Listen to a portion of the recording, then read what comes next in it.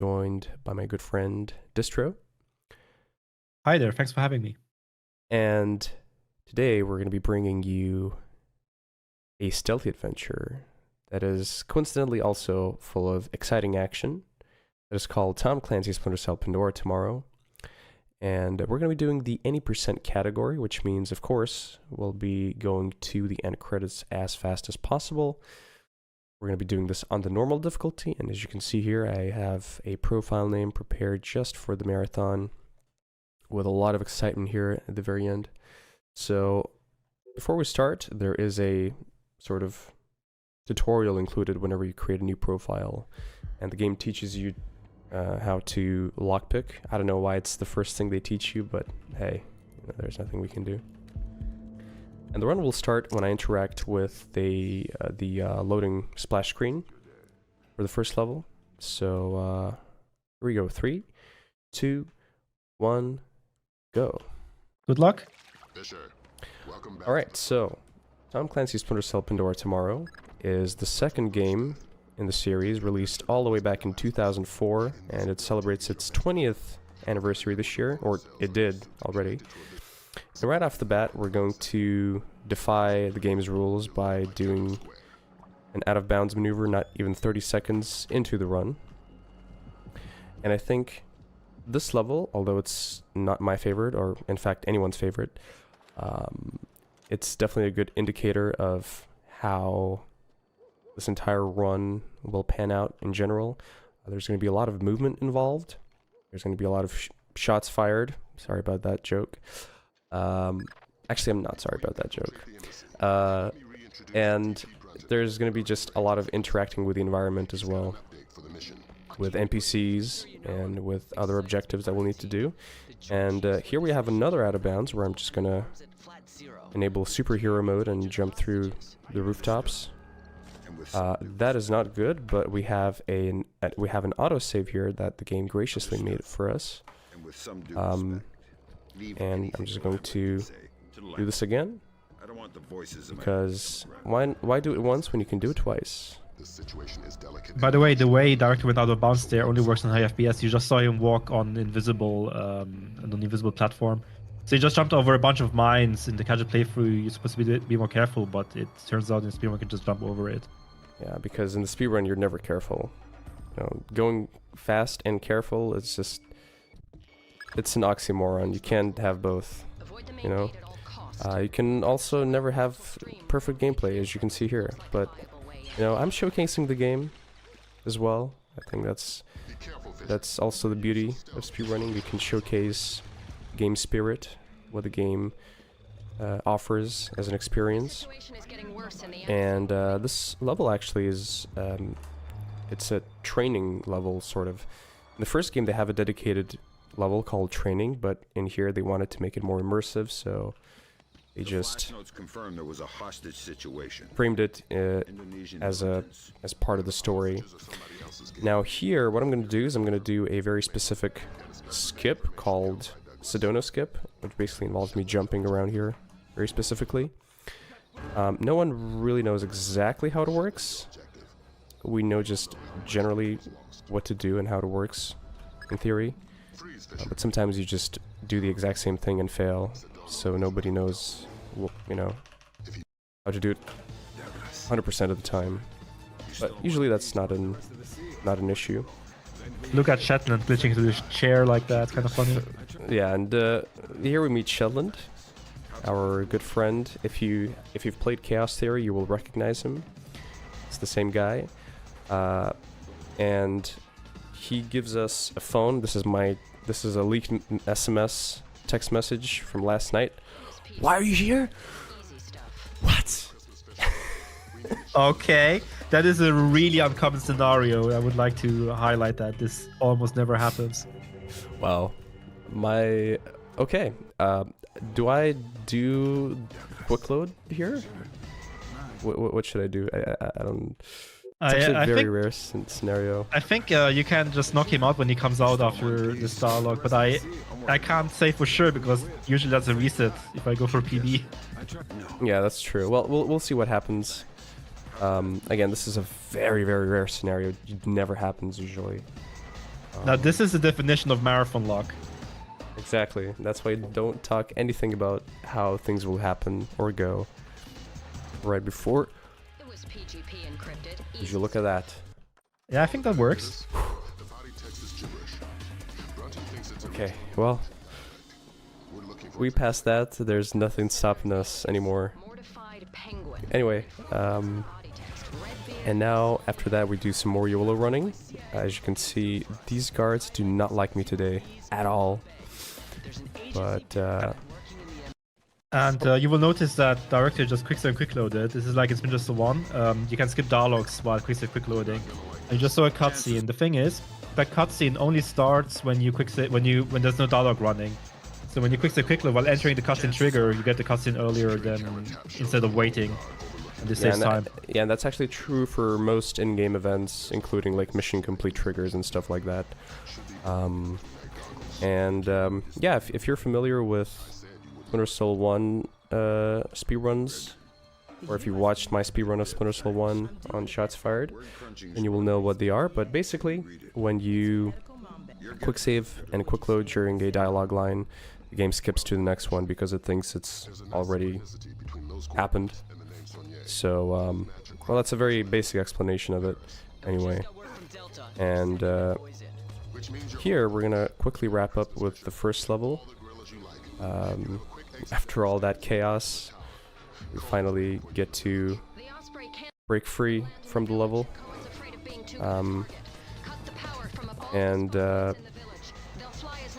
After that, the fun, as I say, the fun begins after Dilly. The first level is never exciting. But sometimes even the first level can throw you a surprise like that.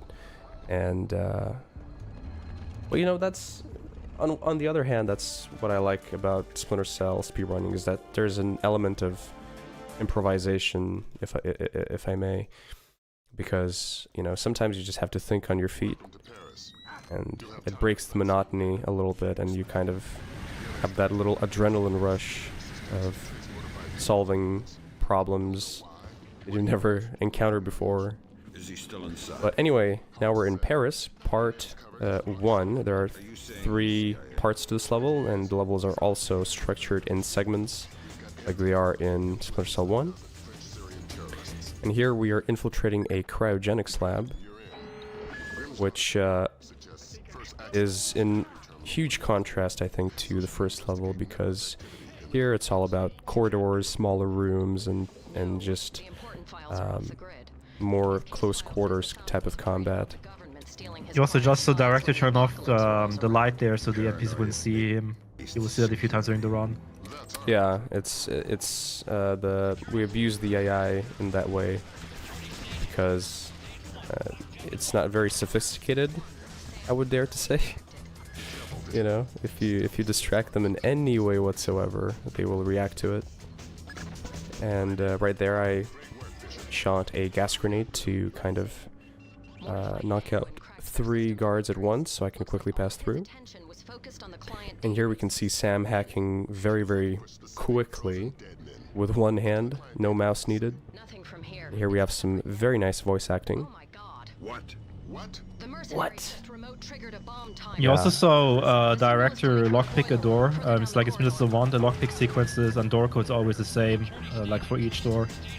And you also saw Director pick up a satchel, which has a disposable pick that picks the lockpicking sequence. It's like an in-game mechanic, and he will be using that at the end of the level. Yeah, and it's actually... I do begin the level with some disposable picks. However, I need an extra... actually, I start with 1. Sorry, my bad. But I need one more. Yeah, he just uses one right there. Yeah, but I need one more for the very end of the level. And here we have a different type of locked door. We have keypad code locked doors. Now, just as in Splinter Cell 1, the codes never change. You just have to memorize them or write them down somewhere, and you'll be good. Fun difference between Splinter Cell 1 and Splinter Cell 2, you can actually use the numpad in Splinter Cell 2. In Splinter Cell 1, you have to enter every keypad code with the mouse.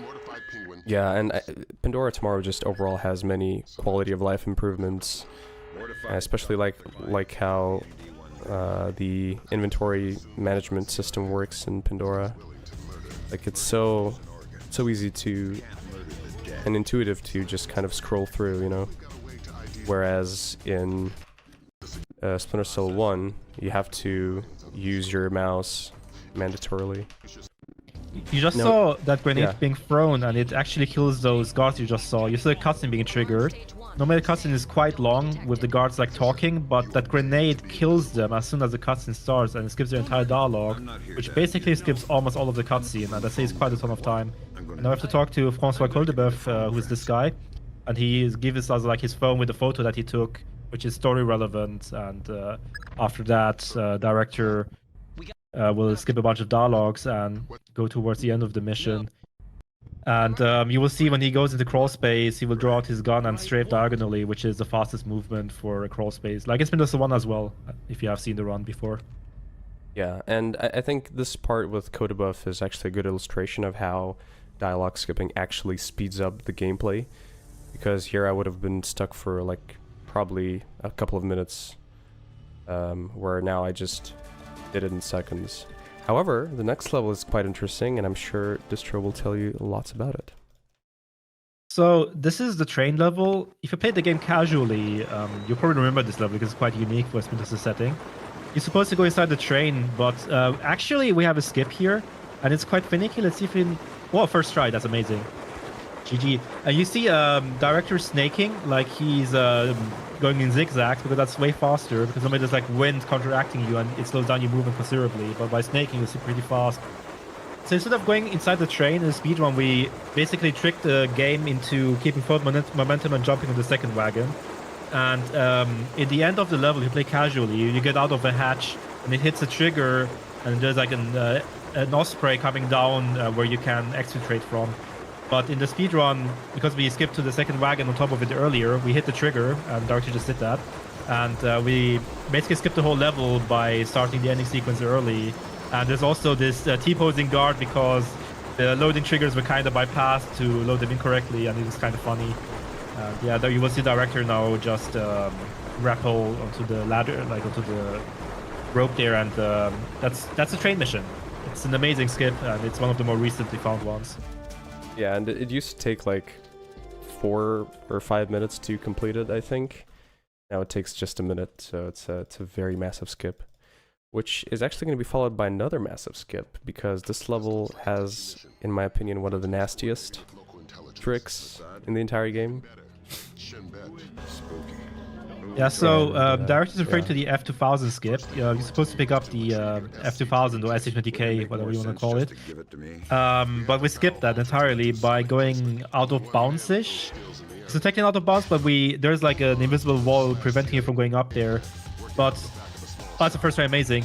And what Director did there is he buffered, like he paused during that jump, and if he times it perfectly, which is really finicky by the way, first try is amazing. If he does it perfectly, you get extra height, and that allows him to go above the invisible wall and basically skip the whole F2000 section. And you also see T-posing guards, which is a nice bonus. I will hand over to Director again for a little bit. Yeah, so, you know, after all that talk about buffering and also just straight up skipping the entire part of this level, what follows is just pure running and running and running and running and nothing else. And this section is actually in very big contrast to the next one, which you'll see. In fact, the next one is going to be an auto-scroller of sorts. If you're not familiar what an auto-scroller is, basically, it's a segment where you're just given a set amount of time, and the only thing you have to do is to make sure that you don't lose any time, but you can do anything in that time frame in any manner you want, as fast as you want, as long as you fit in that time frame. So to put an example, here we're supposed to follow Dahlia, our good friend, who will take us to the warehouse. And the thing is, she is walking very, very slowly. So instead of just following her around and taking out all of the policemen that would be trying to stop her, after she has encountered them, we will take care of all the challenges beforehand, and in the end we'll have to wait for her to walk to the end destination. So yeah, there's no way we can speed it up. We just have to do everything in that time frame until she reaches the end location, and as long as we don't make her wait at all, we don't lose any time. So yeah, and there's actually a very comically long segment after we're done with everything here, where we have to just wait for Dahlia to arrive, which I think comes in at about like a minute of downtime or something. Yeah, And, it's quite a long downtime. And we tried everything, and I mean we tried speeding her up, or we tried skipping, or whatever. We tried everything we could, but it seems like there's no way to speed her up actually. Yeah. The only thing we can speed up is making her start walking faster. That's like a fraction of a second. You saw Director at the beginning of this segment take a shot just as Dahlia starts moving. That actually speeds it up by maybe like 100 or 200 milliseconds, but this game is quite optimized, even though it might sound a bit ridiculous at first, but it's worth it. Yeah, it's just easy time save. Yeah, and you know, oh wow, he didn't turn around. That's because I crouch spammed, I think. And here you can see the aforementioned laser pointer. Or I think we didn't speak about the laser pointer yet, did we? No, but now is a good time to talk about it. Yeah, so in this level, we very prominently use the very overpowered aiming mode of the pistol. As you can see, I have this laser pointer here. And the thing is, when you shoot with a crosshair like this, there's bullet spread, which is actually very punishing, and it's just horrible. It's just straight up bad. But with the addition of the laser pointer, the laser allows us to shoot with, pardon the pun, laser accuracy. And we will abuse this overpowered mechanic a lot, especially in the next segment. And what it allows me to do is basically know exactly where my bullets will land. And so I can do sick headshots from across like alleyways and courtyards and stuff like that. So yeah, and it's actually only exclusive to this game. It's been removed ever since. Yeah, it's been just the pistol was incredibly inaccurate. They tried to counteract it, but now it was broken. So in Chaos Theory, they went the middle ground way, and I think Chaos Theory did pretty well. Yeah, and this is the aforementioned downtime. Since I don't have the detailed timer on me, I can't tell what the segment time is, but usually she comes out about 3 minutes and 50 seconds into this segment, if she's not late, or 51, I think. I don't remember. Ah, there she is. But here she is. As you can see, she's not really aware that we're speedrunning, but that's okay. We're gonna be true gentlemen and hold the door for her, as we should. It's also faster this way because we don't want the door closing right in front of her face. Just as a quick random info, pushing her does not save time at all. Yeah, and sometimes, another fun info, sometimes she Michael Jacksons her path around here, which is funny. And so here, we have a bit of a plot twist. Not on your life. Now, I'm gonna do something. Hear me out, okay? Hear me out. So, with the power of hindsight, being the powerful speedrunner that I am, I know that she would have betrayed me, or she would betray me anyway. And if I kept her alive, at the very end of the level, she would come back with a team of snipers to try and kill me, and then I would have to deal with her anyway. But by taking care of her sooner, like I did now, I basically changed the gameplay of the segment later on at the very end, and I also am also able to deal with this section much faster. So here, as I said, we're going to be very effectively using the laser pointer. As you can see, I'm hitting sick no scopes, just like I should. And we're going to pick up a virus and Sam will offer his services of opening a dangerous virus just for no reason. But I'm gonna save here because this is a... Yeah, that was a good call to say it there. Yeah, I mean, sometimes, you know, I just have to have a bit of fun, alright? But you zoomed through pretty well. That's actually one of the biggest run killers in the speed run. That was quite impressive. Yeah, it's this segment is really brutal and punishing if you, especially if, since any minor mistake can get you killed, and that's run over. And you will have to improvise a lot. It's a lot randomness. That's true, but here we have actually no improvisation. All I had to do there was to shoot at the bottom left corner of that metal sheet, which distracted the 2 guards on the left. And these 2 guards on the right, they are very blind and they don't see me whatsoever for some reason. And here I'm not gonna skip this because with my quick save, quick loading times, it's not worth it. Also, quick save, quick load, like how fast you can quick save, quick load in this game, and I think in pretty much every game, at least in Splinter Cell, is tied to, you know, your computer's capacity and power. So some runners have them. Wow, I didn't skip this. Cancel out the fall apparently.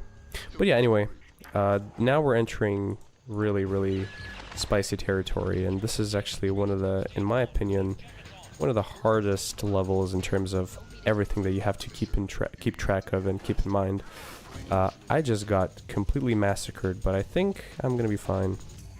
You can take the medkit in the booth later. Yeah, that's true. That's true. So I'm gonna do something here, which wow, okay. We're gonna take another try at this. Yeah, basically what I did here was I quick save and quick loaded, but it's not because I skipped any dialogue, right? Well, in this game, quick save, quick loading has another feature which is called body skipping, and essentially this game has these sort of checkpoints where the game checks for any unhidden bodies, and if it finds any, it punishes you with an alarm. Now, for some reason, if you do a quick save and then load that quick save, I didn't pick up the health, but I can do that in the second part inside the camp. But anyway, body skipping is basically a glitch where the game just forgets about every unhidden body, and that only happens when you quick save, quick load. And nobody knows exactly why it happens, but yeah, basically every body until the save that you load is not accounted for at all. Yeah, that's basically what I was trying to get across. But of course, Distro has a way with words and putting it very nicely and very briefly. That's why I have him on co-coms. I'm trying, but here you see this is actually kind of fun because you're supposed to trail Sardono with his companion there, but we actually go ahead of him, and you will see that a few times during the speedrun. I think that's really cool, but normally Director is not supposed to be ahead. He's just supposed to trail and listen to him. We used to see him shoot down this guard, and this is really interesting from a speedrunning point of view, because normally in the casual playthrough, Sardono is supposed to talk to that guy, and in the speedrun he does the same thing, but now he's dead, but he still starts a dialogue with him, but skips all the dead guy's lines, and Sardono doesn't even notice the guy is dead for some reason, so it looks a bit funny, but it saves a decent chunk of time. There we just basically dialogue skip by killing the guard that Sardono talks to. And over here we have to wait for Sardono to get to the dialogue, and you saw Director go ahead to kill some enemies so that later he can go ahead. And this didn't lose time because, well, he had to wait for Sardono anyway. Yeah, and it's don't forget the medkit, by the way. Yeah, that's a good call, thank you. And for some reason, it's very interesting to me. So, you know, if you're familiar with the first game, and if you play this game casually, you know there's a tool called laser mic. For some reason, in this level, they decided that they don't want to use that for listening to conversations. They want to use a sticky camera, which I don't know why, but I guess they wanted that. But yeah, so going here takes us to the final part of the level, which is coincidentally also, I think, the worst in terms of difficulty. I'm not going to the door. Ow. Should be good though. Yeah, I agree with Director. It's actually a very scary part. We see a lot of air manipulation, and this is really interesting again, because again we're supposed to listen to Sardono talk to this guy, but he's crouching now because of the shots from before. It's a little bit of air manipulation going on, but Director does this very cleanly, shoots the lamps, and he goes ahead by making an airflow run ricochet off the wall and hitting the lamp up there, so the guards don't see him, which is actually really cool, because now he's again ahead of Sardono when he's not supposed to at all. Yeah, and this is exactly the most scary part. I think this is the scariest part. Just YOLO running in towards the turret. Also, fun fact, this guy's coughing from the smoke produced by this punch bag. That's not supposed to happen, of course, but here, I hope you have missed the out of bounds action, because right here, we're gonna spice things up by going out of bounds. And just like that, we're able to finish off the most crucial part of the level story-wise, and just skip straight to the end. Just as a quick tidbit, first of all, I enjoyed the 4 T-posing guards here, because we skipped a huge part of the level. But the important thing to keep in mind is you cannot actually wall jump in this game, but it is a glitch that we use there. If you have 2 collisions close to each other, opposing each other, you can still kind of abuse a wall jump, but it's a weird mechanic and it's technically a glitch. Yeah, and I guess they realized the potential of wall jumping and getting out of bounds in the first Splinter Cell, and they wanted to address that. So they kind of tried shutting it, like turning it off, patching it out, but they didn't get to do that entirely. I don't know why. Like, they just made up some weird fix which doesn't work entirely. But here, we're off to level number, I think it's level number 6, yeah. Komodo, and we begin the level by taking a very specific path there. You saw me kind of navigate the inner courtyards and hallways and whatnot. And now we're going downstairs, or downwards, but don't be fooled. This elevator is actually going sideways. It's just a funny thing. For some reason, they decided to have this elevator go sideways instead of actually go down. You also notice Director quickly shoot cameras to make equipment cycling easier later, because there's less to cycle through. So here he does a glitch. He shot a very precise smoke grenade, and the idea is to knock out this guard during this cutscene, and he should have got it. I think that looked really good to me. That should work. Yeah.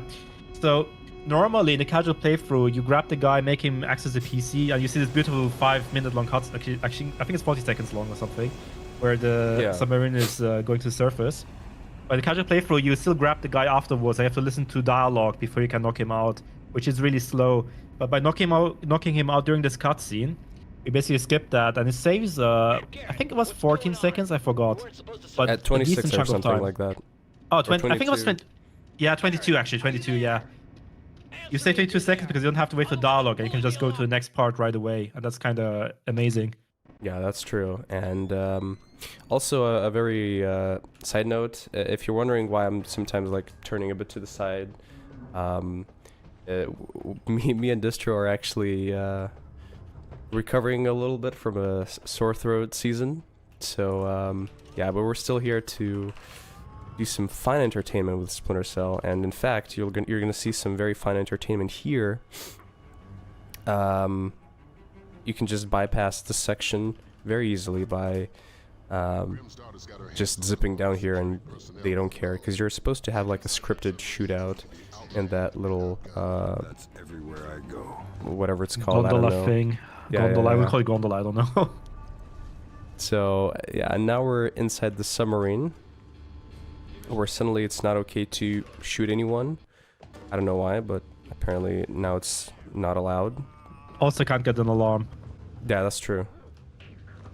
And we have to be way more careful. But don't worry. We have a route for that as well. And here I'm going to do a body skip. if we recall, I explained what it is a little bit earlier in the previous level. And I'm... Okay, that's not what I wanted to do. And now here, what I'm going to do is I'm going to distract this colonel. I'm going to approach him. And the thing here is I will just keep it very simple. We shot the smoke grenade to knock him out earlier. And that allows us to kind of go through the retinal scanner process a little bit faster. I think that's pretty much all you need to know, because there are a lot of details involved in that. But, you know, long story short, it would be just that. Now, I think I'm gonna be, even though it's not really faster, I think I'm gonna be doing the jump. I think they really need to see the jump. What do you think? It is faster, and yes, they need to see it. Yeah, I mean, I would have to heal. I don't think I have enough health for this. You have enough, trust. I do? Alright. Yeah. Oh, there we go. Nice. So, that was the jump. You can just skip, like, a good portion of the end here. And you skip another scripted shootout sequence by just doing that jump. And, just going YOLO and saving the day just like that. Unfortunately, this is where I have to lock in and get serious very, very quickly, because this level is... I get nightmares from this. So I'm gonna quickly pass it to Distro while I'm doing this.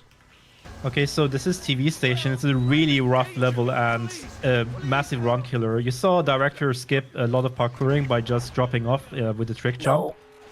And he's negated fall damage, and this is way faster than the casual way. And there are a lot of guards here, and it's important to keep track of the alarms. You see on the bottom right of the cap, you can get 3 alarms maximum. And you just did the body check and the safety save at the same time, so it's convenient. And there's a turret here, but he shot the light, and that distracts the turret for some reason, so it doesn't shoot him. And this is actually a big skip. You just saw the minivan starting to drive. And if you're fast enough, you can actually enter the gate before it closes, and you skip the whole sewer section. And this is actually a huge skip.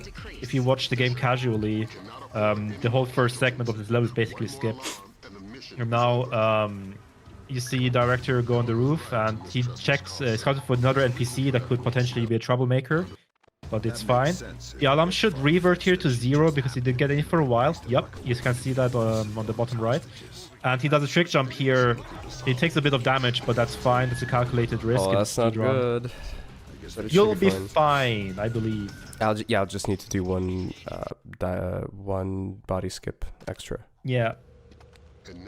But this soul level is very fast paced. There's a lot of details you have to pay attention to, a lot of improvisation, keeping track of the alarms, different strats depending on the alarm state. Like when Director just said it's not good, it's because he has 1 alarm right now instead of 0. But there are backup strats, and I'm sure he'll handle that very well. Now here, there's a guard in that room, and you just threw a smoke grenade, which will get the guard now while Director is talking to Ingrid, this NPC from the first level again. And keep in mind, don't forget about the other guard, Director. That's true. So what Distro is referring to here is this guard right here. I'm gonna use a sticky camera here. Yeah, just like that. Also quick save, quick load, just in case. True. So, while she's running, or walking towards her destination, I realized I didn't pick up the extra sticky shocker, but I think I should be fine without the extra one. Do yeah, one there are more ways just around out it. of safety, you know. There we go. Reload As here. a backup, you can also just snipe the first guy if you're confident enough with that. But be careful with that, because if you quick load here, you're gonna crash the game. True, true. Alright, here we go. There's also a pesky bug, or I guess you could call that a bug, a glitch. I'm gonna shoot it, it's fine. That, for some reason, only happens to me.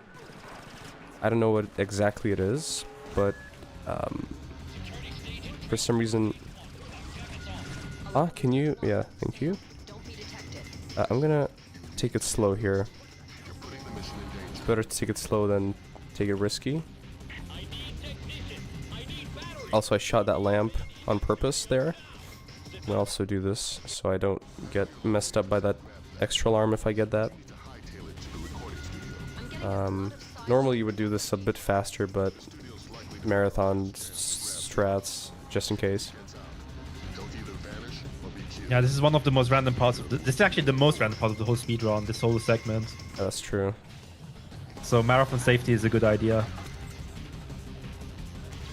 Right, Just saw Director throw a smoke grenade, and that's an AI manipulation.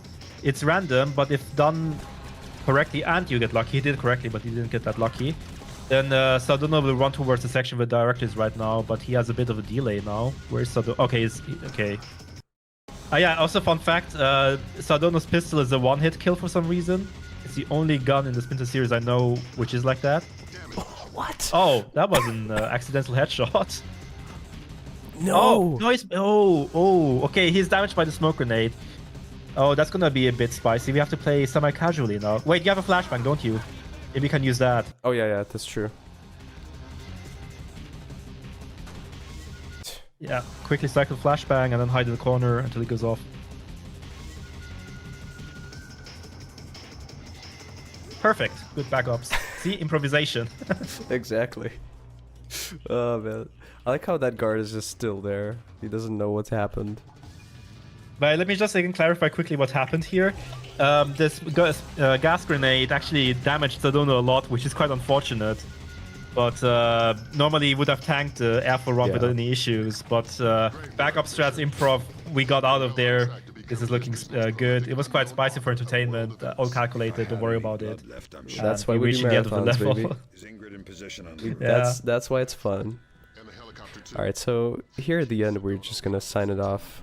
We're gonna sign this level off with final retinal scanner. Yes. And some dialogue skipping at the very end. Then it'll be time for the finale. And that one's also spicy. At least in the very beginning, so I'm gonna immediately, as soon as I start the level, I'm gonna pass it over to Distro to explain what I'll be doing there, because it's quite a heavy strat there. I'll need to pull off just right. Just to clarify, you do the new strat, right? Yes. The one that I do. Okay. So LAX is the last level, and the main idea of the level is to kill certain targets that are in cahoots with the villain Soft. And in the thermal vision, they're like a brighter red because they're vaccinated against the virus that is supposed to be released by the enemy. And we're not allowed to kill anyone else, and we're not allowed to get an alarm.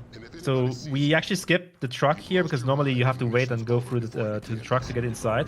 You just saw Director take a shot at the van, and that's on purpose because it's a guard with a dog here. You cannot kill the guard, so hopefully the dog will go away. That looks very good. And Director will kill the first target he has to kill. That's one of the vaccinated ones. And that was perfect. And now he goes to a room where there's a cleaning lady, and hopefully he will not get an alarm. Looks good to me. And he cannot kill this guard, for instance, but he just rushes through and he shoots. But when he's aggroed like that, he doesn't hit the alarm. And meanwhile, he knocks out the people he doesn't have to kill and kills the people he has to kill. And this is actually really tricky, and he's doing really well so far. I will let him focus for like 5 seconds. That looks perfect. Make sure to the right that the guard isn't going to the alarm. Okay, no, he's shooting. It's fine. You're fine. Yeah. That's I do this like specific order of the guards to ensure that he's always shooting. Yeah, and then this guy's going to distract the guard to the right. Yeah, I'm gonna flex here because I can.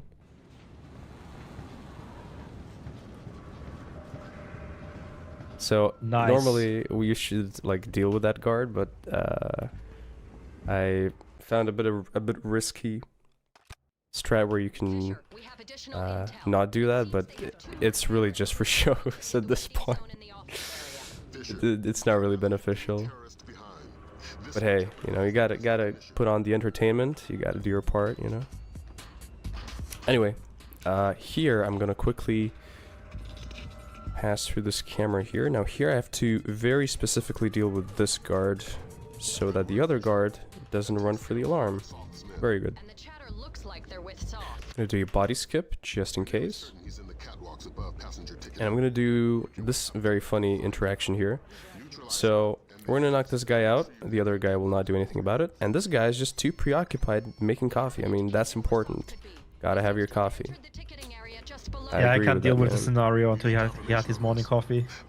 I mean, if his morning is literally midnight, I feel sorry. I mean, would- night shift maybe. Yeah, true, but I mean, I personally couldn't handle night shifts. Doesn't sound very pleasing. Yeah, funny glitch here. You can literally just jump through collision, or jump through the object. This has no collision, and this actually says 5 seconds instead of going through the elevator ride. I rushed to here a little bit, so even what I saved, it's kind of... I negated the time save by grabbing that first pipe incorrectly, but that's okay. Also, we get to the end of the run, yeah. Yeah, and I'm gonna pass it on to you here as well for the finale. I'm gonna do the older version of the strat here. So the ending section has a bunch of NPCs, and 3 of them you have to kill. It's Soft, like the main villain of the game, and then 2 of his buddies. I can't. And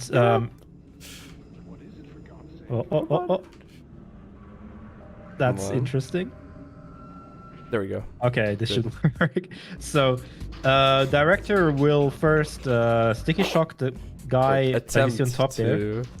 Ah, you'll get it now. There you go. And shoot his buddy wants to weaken him. All 3 of them have to be specifically dead, not only knocked out. So what happens now is Director will go to that bridge you see in the middle there, and he has to kill all 3 of them, and the behavior is super random. Yeah. But after he killed all of them, he can go to the bomb and then skip a bunch of dialogue, and then that's the end of the run when all the dialogue is done. Yeah, Perfect. and so now with that out of the way, we're doing some quick save, quick loads, and the run ends in 3, 2, 1, and time. Nice, congrats. Whew. Well, that was quite an adventure, I would say. Solid time, 40 minutes. That is a very, very solid time. 10 minutes underestimate. It was pretty much all right. Yeah, I'm happy with how it went.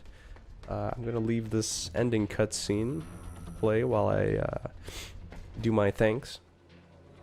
So, of course, first of all, I would like to thank Shots Fired Marathon for having me, for giving the opportunity to showcase Splinter Cell, game that I love and the game that is the reason why I'm speedrunning. And I also want to shout out Splinter Cell community. You guys are amazing. I love you so much. Also, of course, please give a virtual round of applause to Distro, who has been a perfect co-com teammate for both Splinter Cell 1 and Pandora tomorrow, and it's been a pleasure to do these 2 runs with you, man. So thank you. And thank you very much for having me. Yeah, and if you want to see more of us, Distro will be also doing more Splinter Cell, so be sure to catch his Chaos Theory runs, Chaos Theory and Conviction. I will be doing the co-commentary on that, so if you want to see more of this, be sure to tune in. And for now, that's it from us. Thank you once again for tuning in. Really appreciate you all, and have